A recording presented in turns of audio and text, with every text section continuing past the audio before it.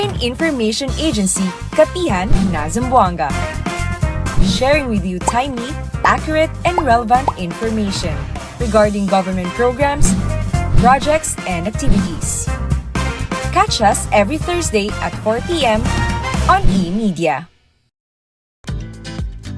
Buenos dias, Zamboanga. Welcome sa Kapihan na Zamboanga sa SM City Minpro. Hatid sa inyo ng Philippine Information Agency, Mindanao Communicators Network, SM City Minpro, MCTV, and eMedia. We are live at PIA Western Mindanao Facebook page and other government agencies' Facebook pages, One TV Philippines, Isa TV Channel 17, PCH Cable TV, and via cable televisions in Zamboanga City at MCTV and eMedia.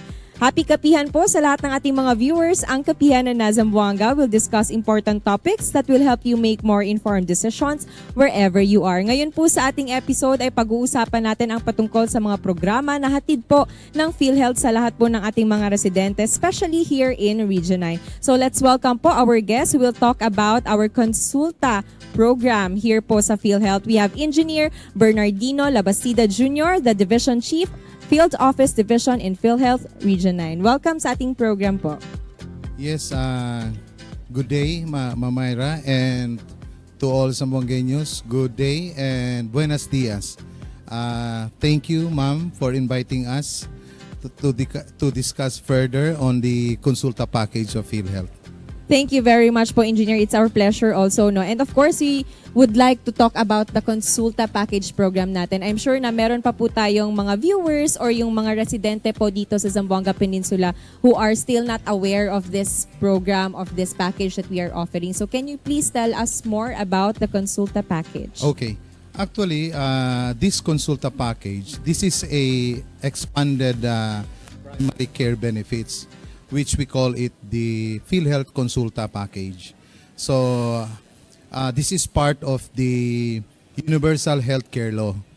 So, basically, itong Consulta package, this is availed usually in the clinics and RHUs, which are accredited to us as Consulta provider. So, itong Consulta Consulta package, this is a preventive care. So, yung confinements natin, those were curative care. So, yung kwanga natin, slogan natin is that prevention is better than cure. So, yun po, ma'am. So far po ba dito sa buong Zamboanga Peninsula, marami na po ba tayong na-accredit ng mga hospital, health center, clinic na pasok po sa Consulta package natin? Yes, for Zamboanga Peninsula, we have around 105 Consulta providers. For Zamboanga City alone, we have 24 Consulta providers. So yun po, ma'am.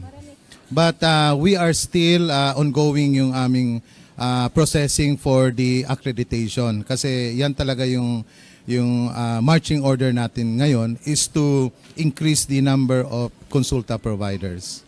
Follow up lang po, dito po sa ating Consulta package, ano-ano po yung included? Actually, yung Consulta package natin,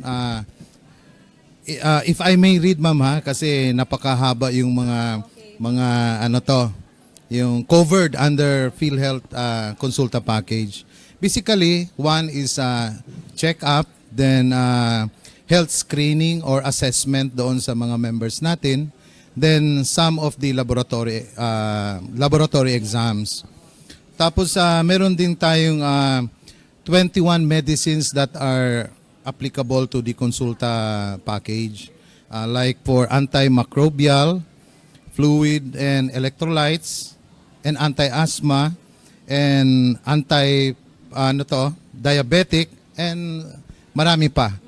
So, yun, ma'am. Kaya nga, so sulit na sulit talaga po yung ating Consulta package. Yeah. Ito po mahalagang katanungan, what are the eligibility requirements po for patients under the PhilHealth Consulta package? Okay. So itong Consulta package, lahat tayo makaka-avail nito as long as they will visit the Consulta provider for a registration. Kasi hindi ibig sabihin for a registration as a member, but registration doon sa Consulta provider. Dapat magparehistro po sila. Dapat PhilHealth member po Hindi, tayo. actually, lahat naman tayo, all Filipinos are already covered. So basically, lahat tayo is a member of PhilHealth na. But this is different. For them to avail the consulta, they have to go to an accredited consulta provider. Okay. So for the accredited consulta provider po, how can we get the list po kung alin po dito, especially in Zamboanga City or other provinces po natin? Yes, we have the list of sa website namin and to our Facebook page. Yes. Okay. So doon po nila pwedeng malaman no, kung Yes, alin-alin po yung connected or nagpa-provide Accredited, po or okay. accredited po ng consulta package. Ngayon po, how does PhilHealth naman po ensure the quality of the accessibility of healthcare services under PhilHealth Consulta? I believe po ito talaga mahalaga sa mga rural areas natin. Yes, precisely. For those accredited consulta providers doon sa mga outside the Zamboanga City Peninsula and also within the Zamboanga City, we have this we call consulta caravans. So we do parang IECs and then parang in-encourage namin yung mga PhilHealth members to register doon sa mga consulta provider. So we do caravans, ma'am. So far po ba, marami na po bang nakaka-avail po ng ating consulta package? Yes, marami na po. When po ba ito nag-start, sir? Actually, it started at the time we have the Universal Healthcare Law. But just last year, talagang yun yung marching order natin to intensify the accreditation of consulta providers. So we would like to clarify lang din po if yung ating mga patients would like to avail this program or package, is this free po ba? May kailangan po ba silang fees na babayaran? It's free in the government facilities, but in the private facilities, merong konting out of pocket. Yes, it's a very minimal. Parang nung una is around 500, but we increase it by 700.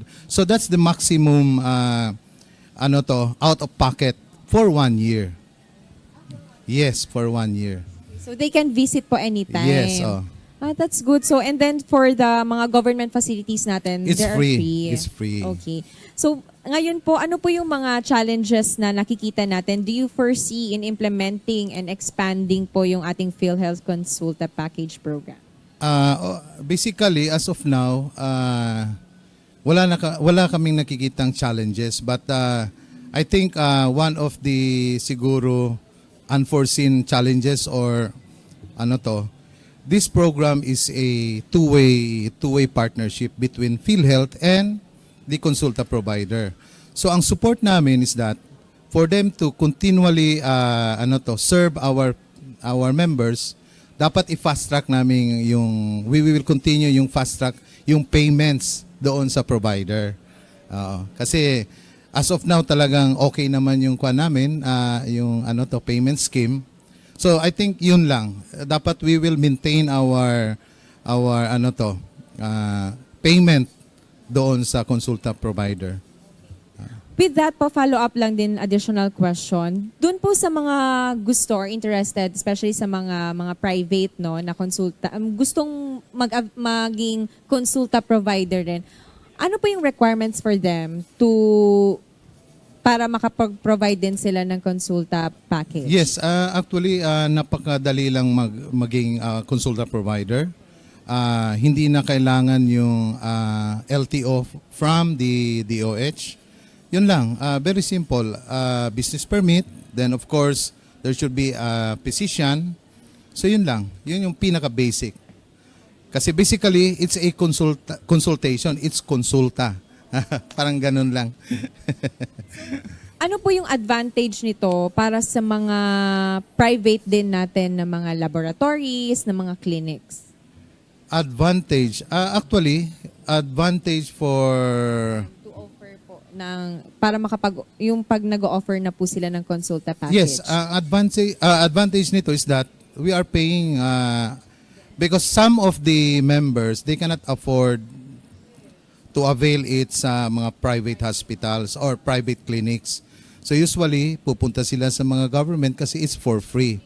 So Then this time minsan yung government, medyo crowded medyo na crowded rin. na. So, this time, we are paying actually 1,007 per patient. It's per patient, not that includes the 1,007 for immediate member and 1,007 for how many dependents na meron yung immediate member. So, we are continuously encouraging na po yung ating mga private laboratories, Yes, clinics yes. na makapag-apply, no? At Yes, para sila po mismo ay maging konsulta, Yes. provider. Oo. So, we can encourage them. Lalong-lalo na siguro po sa ating mga provinces, dahil dyan po medyo limited nga yung ating mga resources, limited din po yung mga government facilities dyan. So, kung meron tayong mga private na mga clinics that can help also, no, para mas marami tayong mga Yes. konsulta Provider. providers Okay. in Region 9. Kasi so Yeah. far medyo marami na po. Marami na. Actually, it's around 104. Oo, 104. But are we targeting more po? Meron ba Yes, tayong target? wala kaming limit dyan. Kay the more accredited consular provider, mas maganda. At least we can serve better to all our members. The more the merrier po Yes. talaga. So dapat mas marami para hindi rin po tayo magsiksikan, no, sa mga government yes, facilities natin para mas marami tayong options. And with that po, ano po yung ating siguro message din po sa ating mga beneficiaries, sa ating mga residents po about this consulta package that we are offering? Yes, Ma'am Myra, actually to all our PhilHealth members, no, dapat bumisita na sila as early as now doon sa ating mga consulta provider para at least ma-enjoy na nila ang benefits ng consulta program. So, yun, dapat ande ustedes na mga nearest accredited consulta provider because here in Zamboanga City, we have 24 accredited consulta provider and it's increasing. Yun lang po, ma'am. Oo, so we are encouraging everyone, no, kasi ito po ay benefits po para sa atin. And then sayang naman po kung hindi rin natin i-claim because syempre free consultation, and then like we mentioned po that parati po natin talagang sinasabi na prevention is better than Yes, cure. precisely. So habang andito pa po yung programang ito, yung ino-offer po ng PhilHealth, let's avail it and then makapag-konsulta po tayo ng mas maaga. So any Yes. more message po, sir, I before think that's all. Yun lang, yung panawagan ko is for them to, as early as now, they will visit our consulta providers. Yun lang. Thank you very much po. Once again, we have Engineer Bernardino Labastida Jr., the Division Chief po ng Field Office Division of PhilHealth Region 9. Marami pa po tayong pag-uusapan dahil ang PhilHealth po ay napakalawak po ng kanilang mga programa. Sa susunod, ngayon naman po sa ating next guest, pag-uusapan natin ay patungkol sa hemodialysis benefit package naman ng PhilHealth. Kaya wag po kayong aalis, magbabalik po ang Kapihan na Zamboanga.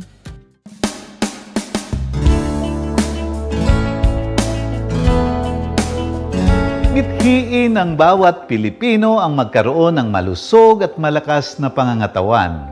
Sa paggunita ng National Tuberculosis Day, bigyang pansin natin ang isa sa mga pangunahing isyu sa kalusugan ng bansa, ang tuberculosis. Ang sakit na ito ay may malubhang epekto sa ating baga, nakahahawa at maaaring maging sanhi ng kamatayan. Kaya mahalaga na itaas natin ang kamalayan at ang pagsusumikap ng bawat isa upang maiwasan at magamot ito. Ngayong National TB Day, ating sikapin na wakasan ang tuberculosis sa bansa. Tandaan na ang pangangalaga sa ating kalusugan ay hindi lamang para sa ating sarili kundi para rin sa kaligtasan ng ating komunidad. Kaya tayo ay magpa-check up upang sarili at iba'y ligtas at hindi mapahamak. Para sa isang mas malusog na Pilipinas, tuberculosis, sama-sama nating labanan.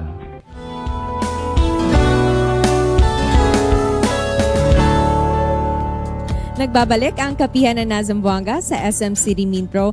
Ngayon po, pag-uusapan naman natin po ay patungkol sa Hemodialysis Benefit Package Program like I mentioned po kanina.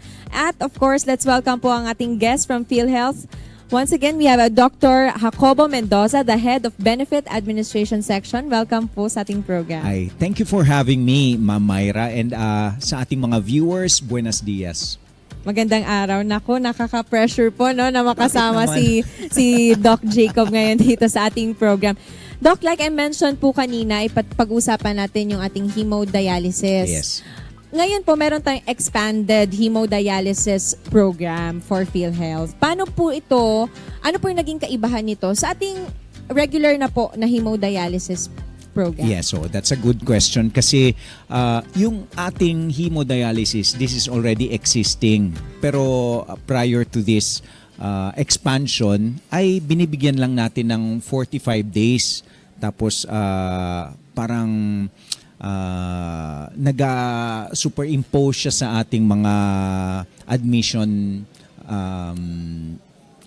days kasi we have 45 days naman na allowance every year for hospitalization. Before, yung hemodialysis, ine-encroach niya itong 45 days. So ngayon, ine-expand natin. Just last year, ginawang permanent na kasi even before that, nag-expand, naging 90 days na siya, and then naging 144 days, and last year lang, nag-expand tayo to 156 days. So, ang 156 days na ito, parang kinompute na natin na it will be possible for hemodialysis patients to undergo the procedure at least 3 times a week, and that is already for 1 year. Sobrang sulit na rin yun para sa ating mga pasyente. And itong bagong expansion talaga na effective July 1 lang, from 2,600 per session, ginawang 4,000 na. So, it will entail na less or wala na talagang out of the pocket galing sa mga pasyente. So, napakalaking tulong na nito Yes para po. sa ating mga pasyente. So, at least they are informed na bago lang po pala talaga itong expanded natin na Opo. program. Yung presyo, pero yung 156, that was last year pa. Opo. Okay, but the price ngayon yung nag-increase tayo. Yes po. So, mainly, yun po yung naging main component po ng ating expanded Yes po. hemodialysis package. So, paano po yung how does the PhilHealth collaborate po sa ating mga healthcare providers? Yes. Etong July 1, parang yung naging timing ba, kasi nagre-reach out kami quarterly to all the healthcare facilities around Region 9.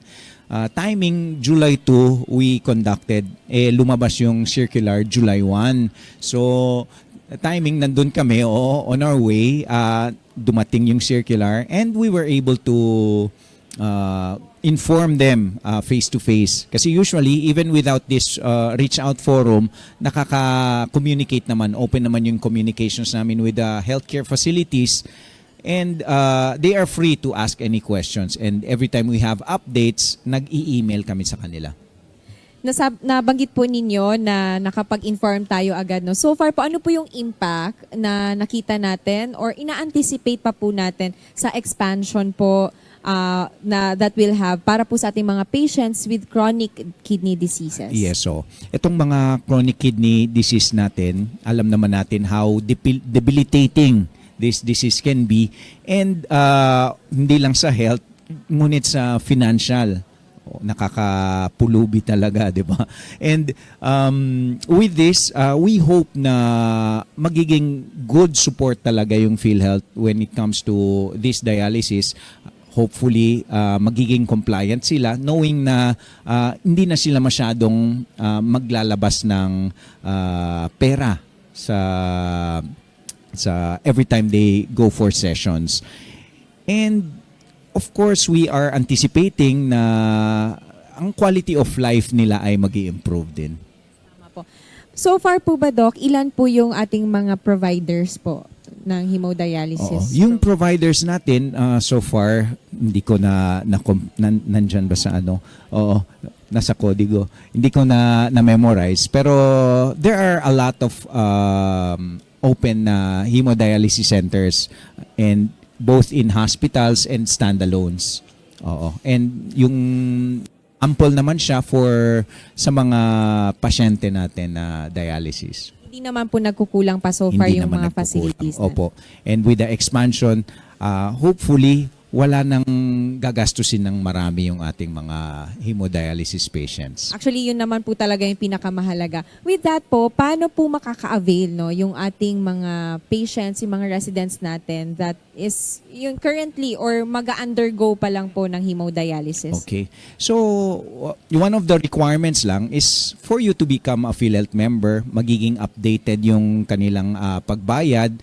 Usually, kung senior citizen naman, hindi na kailangan magbayad ng PhilHealth. Just go and update your records lang sa ating nearest PhilHealth office.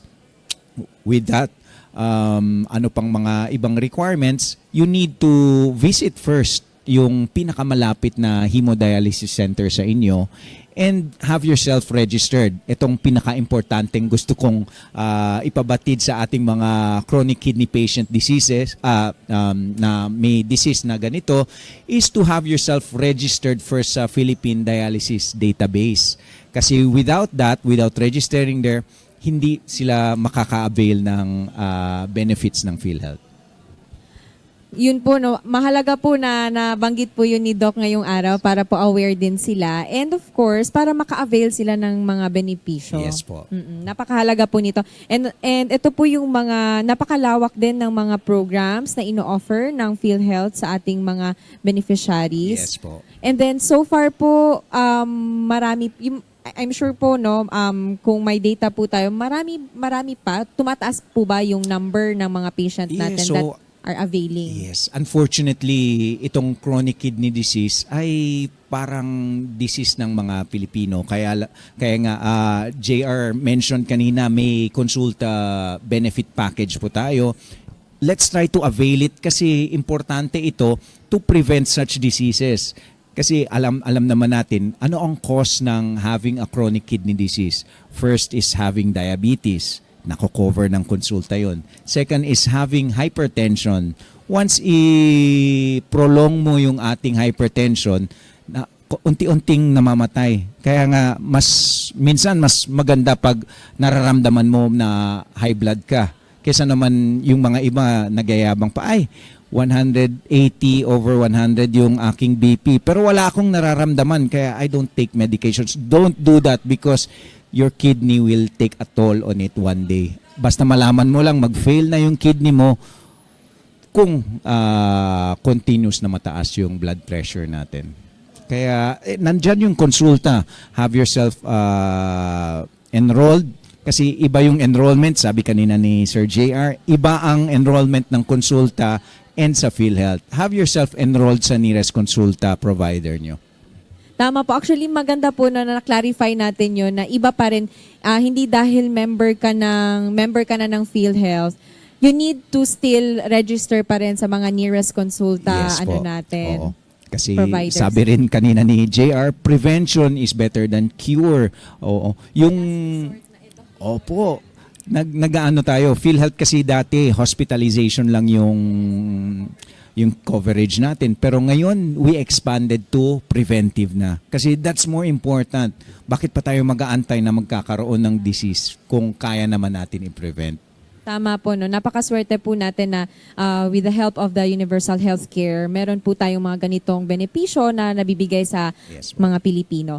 With that po, no, ano pa yung mga measures naman that PhilHealth has taken to address any challenges po encountered during the expansion po ng ating hemodialysis? So far po, wala po ba tayong nakikitang challenge? Of course, sa lahat ng programa, may mga challenges talaga yan. First is misinformation. Kaya nga, you guys are helping us with information dissemination para malaman ng mga tao na may mga ganitong programa pala tayo.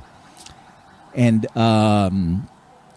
second, yung mga challenges is etong always nagiging mahal yung presyo because of inflation.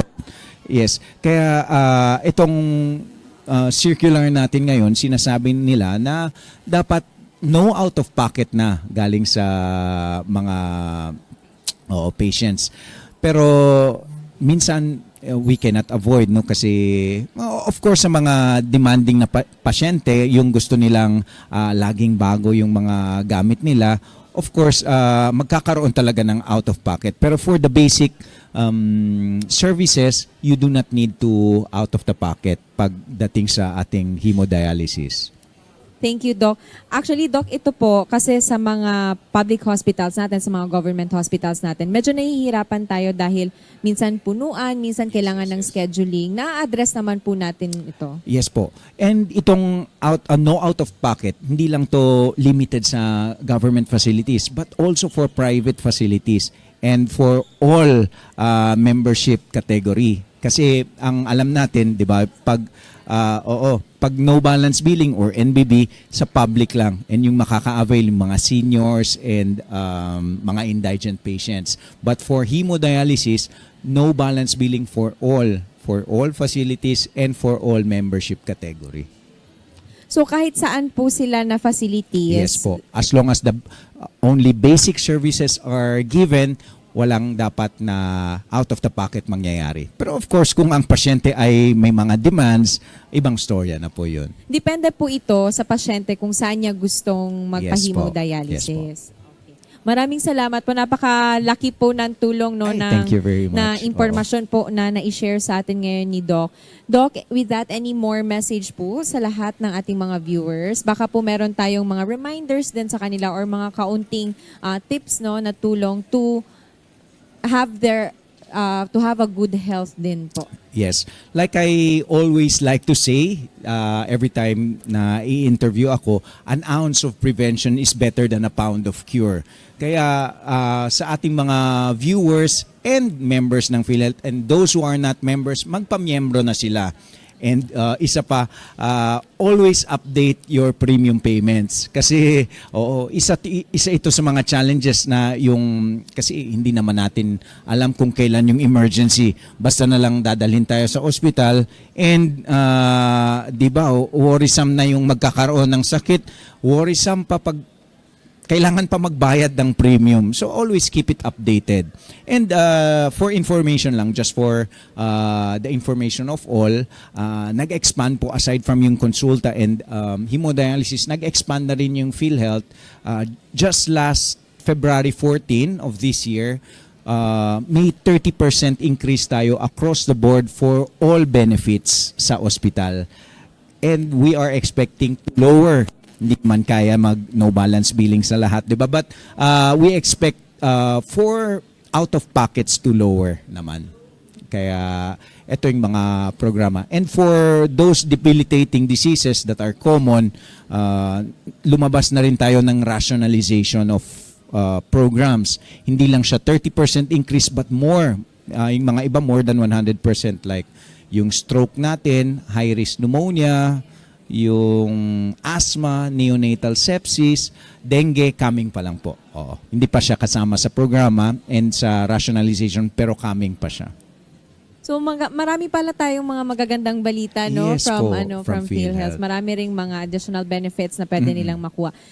Doc, lastly na lang, meron ba silang way of checking it via online, yung ating lahat po ng mga Yes. serbisyo? Kasi Opo. ngayon medyo online na talaga, no? Yes, They seek oo. information online. So baka meron po tayong mga platforms.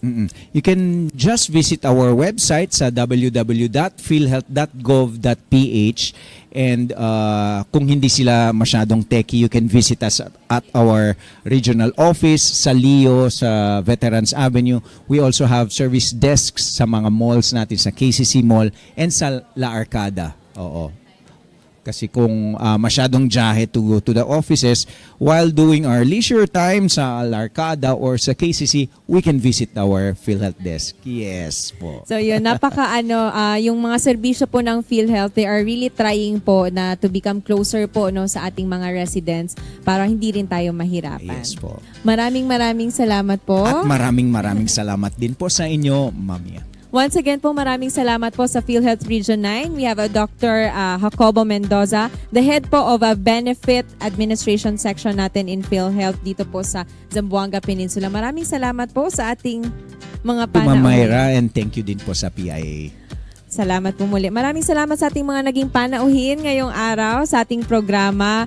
Yun po, sana po maraming natutunan yung ating mga viewers mula po sa mga programa at serbisyo po na hatid ng PhilHealth, lalong-lalo na dito sa buong Zamboanga Peninsula. With that, of course, maraming salamat rin sa ating mga viewers and salamat to the following sponsors po. We have Blanca Kalintika Estetica Zamboanga, Karimadon, Camiseta, Penguin, and Dunkin. All available po dito sa SM City Minpro. Magkita-kita pa rin po tayo sa mga susunod pang episodes ng ating kapihan na Zamboanga sa SM City Minpro sa ngalan po ng Philippine Information Agency Director General Jose Torres Jr.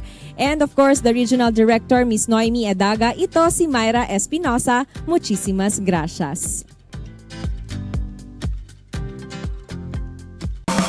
Philippine Information Agency, Kapihan na Zamboanga. Sharing with you timely, accurate, and relevant information regarding government programs, projects, and activities. Catch us every Thursday at 4 p.m. on eMedia.